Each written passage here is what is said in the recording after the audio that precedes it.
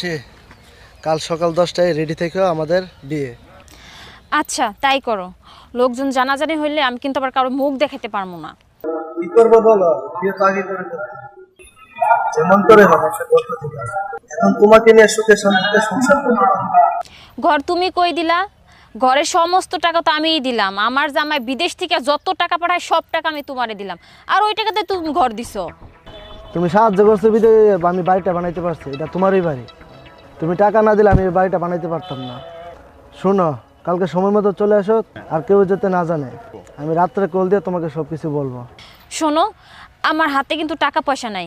বিয়ে করতে যত টাকা পয়সা লাগবো তুমি কিন্তু ম্যানেজ করে নিয়ে এসো। আমার কাছে কোনো টাকা পয়সা কিচ্ছু নাই। এটা নিয়ে তুমি কোনো চিন্তা করো না, বিয়ের কাবিনের টাকা পয়সা সব কিছু আমার কাছে রেডি আছে। তুমি এক কাপড়ে চলে আসবে, কেউ যাতে টের না পা। আচ্ছা থাকো, আমি যাই।